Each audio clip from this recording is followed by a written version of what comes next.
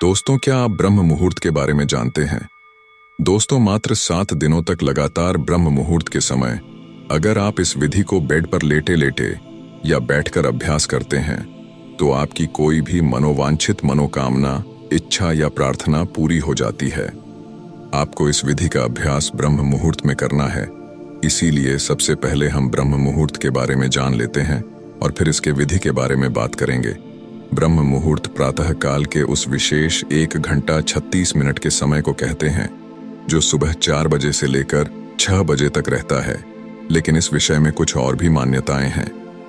अगर हम प्राचीन ग्रंथों का अध्ययन करें तो उनके अनुसार रात्रि को 4 कालों में विभाजित किया गया है, जिसमें पहला काल है रुद्रकाल।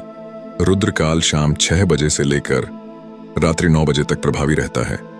उसके बाद दूसरा काल है राक्षस काल। राक्षस काल रात्रि 9 बजे से लेकर 12 बजे तक प्रभावी रहता है। फिर उसके बाद तीसरा काल आता है गंधर्व काल। रात्रि 12 बजे से लेकर भोर के 3 बजे तक प्रभावी रहता है। और फिर आता है चौथा काल, यानी कि जिसे अंतिम प्रहर भी कहा जाता है, वह है मनोहर काल। मनोहर काल भोर के 3 बजे से लेकर सुबह के 6 बजे तक प्रभावी रहता है। ब्रह्म मुहूर्त के समय की जो मान्यताएं हैं वह मनोहर काल यानी कि 3 से 6 बजे के बीच में ही पड़ता है। हालांकि और देशों में सूर्योदय के समय में मतभेद रहता है। अतः कोई एक निश्चित समय ब्रह्म मुहूर्त का हर स्थान का एक ही नहीं बताया जा सकता। लेकिन यदि आप मनोहर काल के बीच में यानी भोर 3 बजे से लेकर सुबह 6 बजे के बीच में किसी भी समय जल्दी उठते हैं तो यह समय अमृत वेला यानी ब्रह्म मुहूर्त का समय ही माना जाएगा। अगर हम ब्रह्म मुहूर्त का शाब्दिक अर्थ को समझने की कोशिश करें तो ब्रह्म का मतलब होता है देव, अर्थात जो ज्ञान के देवता है, और मुहूर्त अर्थ बेला यानी समय, एक ऐसा समय जिसमें हम ज्ञान को समझने का प्रयत्न करते हैं, यानी कि ज्ञान को समझने का जो समय है उसको हम ब्रह्म मुहूर्त कहते हैं। ब्रह्म मुहूर्त का बहुत ही महत्वपूर्ण चर्चाएं हमारे शास्त्रों में की गई हैं। ब्रह्म मुहूर्त में जो ब्रह्मांड है और जो देव शक्तियां हैं वह वातावरण में विचरण करती रहती है। और अगर आपकी नींद इस समय के दौरान अचानक खुल जाती है तो इसका मतलब देव ऊर्जा आपसे संपर्क करना चाहती है। इसलिए जब आप इस समय में उठकर ध्यान जैसी शुभ क्रियाएं करेंगे तो आपका शरीर ऊर्जाओं से भर जाएगा। इस समय बहने वाली वायु को अमृत वायु कहा जाता है, क्योंकि सारा प्रदूषण और सारी दूषित वायु समाप्त होकर वातावरण में ऑक्सीजन के रूप में व्याप्त रहती है। और रात के समय ओस पड़ने के कारण इस समय वायुमंडल दिन की अपेक्षा काफी शीतल रहता है और मनोहर रहता है। इस समय वातावरण बिल्कुल शांत होता है और इस समय सोकर उठने के कारण हमारी मस्तिष्क की सभी क्रियाएं भी बिल्कुल शांत होती हैं। इसलिए यदि आप इस समय अपनी स्टडी करते हैं, पढ़ाई करते हैं, कोई प्लानिंग करते हैं या इंटर रिस्पेक्ट करते हैं या ध्यान करते हैं तो उसमें आपको बहुत लाभ मिलता है। आपने वह कहावत तो सुनी ही होगी कि जल्दी सोना और जल्दी उठना सफलता की प्रथम सीढ़ी है। इसीलिए यदि आप भी सफल होना चाहते हैं तो ब्रह्म मुहूर्त में उठना शुरू करें। इससे आपको बहुत सफलता मिलेंगे। एक्चुअली प्राचीन काल में इलेक्ट्रिसिटी नहीं होती थी, इसलिए लाइट नहीं रहने पर लोग सूर्यास्त के बाद सो जाते थे और सूर्योदय से पूर्व यानी ब्रह्म मुहूर्त में ही उठ जाया करते थे। यह प्रकृति के साथ चलने की उनकी एक पद्धति बन गई थी। अतः जो भी व्यक्ति प्रकृति के साथ संतुलन बनाकर चलता है वह हमेशा स्वस्थ ही रहता है। और यह भी देखा गया है कि जो लोग प्रातः काल जल्दी उठते हैं वो बाकी दूसरों से बिल्कुल स्वस्थ रहते हैं। और अक्सर वह लोग जो नाइट शिफ्ट में काम करते हैं उनको स्वास्थ्य संबंधी समस्याएं आने लगती हैं। कहने का तात्पर्य यह है कि अगर आप प्रकृति के साथ मेल झोल बनाकर चलते हैं तभी हम स्वस्थ रहते हैं। लेकिन अगर हम प्रकृति के खिलाफ चलना शुरू हो जाए तो हमें शारीरिक रूप और मानसिक रूप से समस्याएं आनी शुरू हो जाती हैं। दोस्तों, अब तक आप समझ चुके होंगे कि ब्रह्म मुहूर्त क्या है और इसका महत्व क्या है। अब हम बात करते हैं ध्यान विधि के बारे में। दोस्तों, सबको मालूम है कि प्रातः काल का समय ध्यान के लिए सर्वश्रेष्ठ समय होता है। इसलिए आज हम एक ऐसी ध्यान विधि की बात करेंगे जो विशेष रूप से ब्रह्म मुहूर्त में ही की जाती है। यदि आप इस विधि को निरंतर 7 दिनों तक केवल 10 मिनट के लिए रोज इसका अभ्यास करते हैं तो इन 7 दिनों के भीतर ही आपको इस विधि का रिजल्ट मिलने लग जाएगा। ये विशेष रूप से आपकी कोई इच्छा, कोई मनोकामना अथवा आपकी कोई प्रार्थना जिसको आप पूरा करना चाहते हैं उसके लिए है। इससे पहले कि हम इस विधि पर पूरी बात करें, थोड़ी सावधानी रखनी जरूरी है। जैसे कि ऐसे लोग जिनको हृदय से संबंधित कोई कष्ट है, हृदय से संबंधित कोई बीमारी है, या जिनको रक्तचाप की समस्या, ब्लड प्रेशर की समस्या रहती है, वह इस विधि का अभ्यास ना करें। इसलिए क्योंकि इस विधि के अंदर हमें सांस को रोक कर रखना पड़ता है। अब कैसे इसको करना है, चलिए जानते हैं।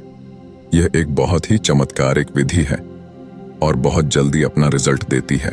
इसका कारण इस विधि में हम अपना ध्यान अपने आज्ञा चक्र पर स्थित रखते हैं और आज्ञा चक्र हमारा एक ऐसा चक्र है जो हमारे संकल्प का स्थान है। अगर हम इस चक्र पर केंद्रित होकर कोई प्रार्थना करते हैं, कोई संकल्प को दोहराते हैं, तो वह संकल्प या प्रार्थना बहुत जल्द पूरी हो जाती है, क्योंकि इस चक्र का कार्यक्षेत्र ही यही है। इसे हम संकल्प चक्र भी बोलते हैं।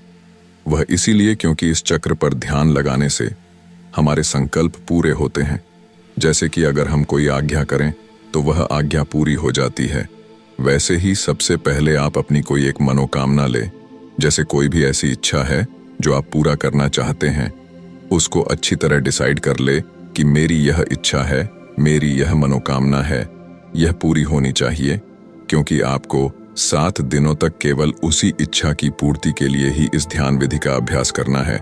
इसलिए सबसे पहले आप अपनी एक इच्छा डिसाइड कर लें, फिर अपना ध्यान शुरू करें। सबसे पहले अर्ली मॉर्निंग यानी किसी ब्रह्म मुहूर्त के समय आप उठेंगे और उठने के बाद फ्रेश होकर नहा धो लें तो अच्छी बात है।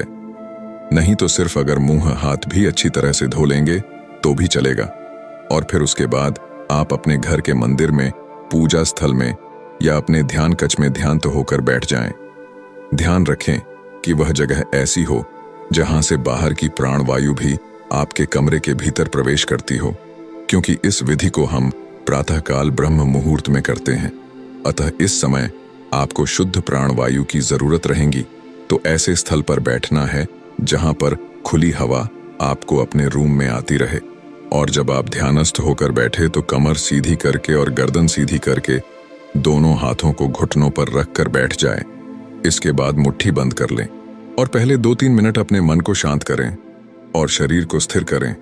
जब आपका मन शांत हो जाए, शरीर स्थिर हो जाए तथा श्वास सामान्य हो जाए, फिर आपको अपना ध्यान अपनी आज्ञा चक्र पर लेकर जाना है।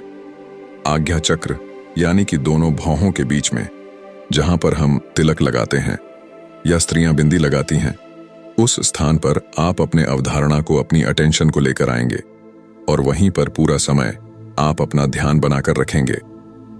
अब आपको इसी जगह पर लगातार अपने मानसिक नेत्रों से इस स्थान को महसूस करते रहना है। जब आप अपने मानसिक नेत्रों से इस स्थान को महसूस करते रहेंगे, अपना ध्यान यहां पर बनाए रखेंगे, फिर आप एक लंबी गहरी सांस भरेंगे और लंबी गहरी सांस भरकर उसको अंदर ही रोक कर रखेंगे। जब आप अपनी सांस को अंदर भरकर रोक लेंगे और उस दौरान आपका ध्यान भी आज्ञा चक्र पर टिका रहेगा, उस समय आप अपने इष्ट देवी देवता या गुरु का चित्र अपने आज्ञा चक्र पर देखेंगे और अपने इष्ट देवी देवता या गुरु का चित्र अपने आज्ञा चक्र पर देखते हुए और सांस को अंदर रोक कर रखते हुए आप प्रार्थना या संकल्प करेंगे या अपनी इच्छा को दोहराएंगे। जो भी आपकी इच्छा है, एक लाइन में उसको दोहराना है कि हे गुरुदेव या हे मेरे परमात्मा, जिनको भी आप मानते हैं, उनके आगे आप प्रार्थना करेंगे कि मेरी इच्छा पूरी हो। और तब तक आप उस इच्छा को दोहराते रहेंगे जब तक आपके अंदर उस सांस को अंदर रोक के रखने की क्षमता है। वह सांस अपने अंदर 10 सेकंड भी रोक सकते हैं, 20 सेकंड भी रोक सकते हैं या फिर 30 सेकंड भी रोक सकते हैं। जितना हो सके बिना कष्ट के आप अपनी सांस को अंदर रोक सकते हैं। इसके बाद ध्यान आज्ञा चक्र पर बनाए रखेंगे और अपने मन की आंखों से अपने इष्ट देवी देवता या गुरु का स्मरण करते रहेंगे और बार बार अपनी इच्छा को रिपीट करते रहेंगे तब तक जब तक कि आपकी सांस अंदर रुकी हुई है। जब आपको लगे कि इससे ज्यादा आप अपने सांस को अंदर नहीं रोक सकते हैं, तो फिर धीरे से मुंह से सांस को बाहर निकाल देंगे। याद रखें कि आपको अपनी सांसों को नाक से भरना है और बाहर मुख से निकालना है। इस तरह यह एक चक्र पूरा हुआ। फिर आप 15 या 20 सेकंड तक थोड़ा सा रेस्ट करेंगे और सामान्य स्थिति में बैठे रहेंगे। रेस्ट के बाद तुरंत दूसरा चक्र शुरू करना है, यानी कि फिर से एक लंबी गहरी सांस भरना है, सांस को अंदर ही रखना है। फिर अपने ध्यान को आज्ञा चक्र पर टिकाना है। इसके बाद अपने मन में इष्ट देवी देवता अथवा अपने गुरु का चित्र निहारना है और इन सभी चीजों के साथ दोबारा अपनी प्रार्थना को फिर से रिपीट करना है। अपने संकल्प को, अपनी इच्छा को फिर से दोहराएंगे और तब तक दोहराते रहोगे जितनी देर आपकी सांस अंदर रुकी रहेंगी। और जब आपको लगे कि इससे ज्यादा आप सांस को नहीं रोक सकते, तो श्वास को मुंह से बाहर निकाल दें और फिर कुछ सेकंड तक रेस्ट कर ले। इस तरह यह 2 चक्र हुआ। ऐसे आपको लगातार बीच में रुक रुक कर कुछ सेकंड रेस्ट करते करते अपनी इच्छा को बार बार आपको दोहराते जाना है और लगभग 10 मिनट तक आपको ऐसा 7 दिनों तक हर रोज करना है। क्योंकि यह एक पूरी विधि है, इसलिए आपको 7 दिनों तक सच्चे मन से इसे पूरा करना ही करना है। तभी आपकी सारी इच्छाएं पूरी हो सकती हैं। अगर आपने बीच में मिस कर दिया या छोड़ दिया तो आपकी मनोकामनाएं पूरी होने की संभावना कम है। आखिरकार ऐसा क्यों होता है और इस विधि की साइंस क्या है? पहली बात, हमारा आज्ञा चक्र, जैसे मैंने आपको पहले भी बताया है, यह हमारा संकल्प का स्थान है। यह हमारा आज्ञा का स्थान है, तभी इसका नाम आज्ञा चक्र पड़ा है। इसीलिए जब हम इस स्थान पर आकर कोई आज्ञा करते हैं, कोई प्रार्थना करते हैं या फिर कोई संकल्प करते हैं, तो वह आज्ञा, वह संकल्प, वह प्रार्थना पूर्ण हो जाती है। हम जो भी आज्ञा चक्र पर केंद्रित होकर कोई ऐसी चीज की डिमांड करते हैं तो वह डिमांड पूरी हो जाती है, क्योंकि यह इच्छा पूर्ति का स्थान है। और दूसरी बात, जब हम इस प्रकार से सांस को अंदर रोकते हैं तो क्या होता है, इससे हमारी पूरी बॉडी में एक इमरजेंसी की सिचुएशन आ जाती है। जब हम इतनी देर तक सांस को रोकते हैं तो क्या होता है, हमारा दिमाग रुक जाता है, हमारे विचार रुक जाते हैं। ऐसा क्यों होता है? ऐसा इसलिए होता है क्योंकि अब आपके पास लग्जरी नहीं है आराम से विचार करने की। इसीलिए जब आप अपना सारा ध्यान अगर किसी एक चीज को चुनकर लगाएंगे तो उसी स्थान पर आपका ध्यान लगा रहेगा, यानी कि आपका मन पहले से ज्यादा एकाग्र हो जाएगा। तो जब आप सांस को भरकर रोकते हैं तो यह दूसरी महत्वपूर्ण चीज है। और तीसरी बात यह है कि जब आप इस प्रकार एकाग्र हो जाते हैं और बार बार अपनी मनोकामना को रिपीट करते हैं तो क्या होता है, इससे धीरे धीरे आपकी वह इच्छा आपके चेतन मन से अवचेतन मन में चली जाती है। यानी वह इच्छा 1 दिन बाद, 2 दिन बाद या 3 दिन बाद जो विचार आप बार बार दोहरा रहे हैं वह आपके अवचेतन मन में जाना शुरू हो जाता है, जो हमारे मन का गहरा तल है। और अगर आप किसी विचार को अपने अवचेतन मन में, यानी कि अपने सब कॉन्शियस माइंड में उतार देते हैं, तो लॉ ऑफ अट्रैक्शन के अनुसार वह इच्छा आपकी पूरी हो जाती है। यही इसकी साइंस है। इसमें तीनों चीजें विशेष रूप से कार्य करती हैं। पहला, आज्ञा चक्र, क्योंकि यह आज्ञा का स्थान है, इसीलिए हमारी आज्ञा को पूरा करता है। दूसरा, सांस जब अपने अंदर रोक कर रखते हैं तो शरीर में इमरजेंसी की स्थिति हो जाती है, जिससे आप फालतू के विचार करने से बच पाते हैं और आपका मन एकदम से एकाग्र हो जाता है। तीसरी चीज, जब आप अपने अवचेतन मन को खोल रहे होते हैं तब आपकी जो इच्छा है वह आपके अवचेतन मन में चली जाती है, जिससे उस इच्छा पूर्ति के द्वार खुलने शुरू हो जाते हैं। और एक और जो सबसे महत्वपूर्ण बात है, वह आप इस विधि को ब्रह्म मुहूर्त के समय में कर रहे हैं। ब्रह्म मुहूर्त का समय की जो विशेषता है वह मैंने शुरू में ही आपको डिटेल में बता दिया है कि अगर हम कोई विधि ब्रह्म मुहूर्त के समय में करते हैं, यानी प्रातः काल में करते हैं, तो यह समय देवताओं का समय है, परमात्मा का समय है। अतः इस समय में आप अपने शुद्ध मन से कोई भी प्रार्थना करते हैं तो वह प्रार्थना आपकी जरूर सुनी जाती है। तो अब आप पूरी तरह समझ चुके होंगे। अगर आप भी कोई संकट में फंसे हुए हैं और आप उस संकट से बाहर निकलना चाहते हैं तो उस संकट से बाहर निकलने के लिए आप इस प्रकार से ध्यान करेंगे, या आपकी कोई बहुत जरूरी, कोई आवश्यक इच्छा है या मनोकामना है या कोई जरूरत है जिसे आप जीवन में पूरा करना चाहते हैं, तो उस इच्छा या जरूरत को आप इस विधि से अपने जीवन में पूरा कर सकते हैं। एक बात और, ऐसी कोई भी इच्छा पूर्ति के लिए इस विधि का प्रयोग ना करें जिससे दूसरे का नुकसान हो, अन्यथा इसके दुष्परिणाम के जिम्मेदार आप खुद होंगे। बाकी वीडियो को लाइक और चैनल को सब्सक्राइब करना ना भूलें। मैं मिलता हूं आपसे बहुत ही जल्द एक और नई वीडियो के साथ।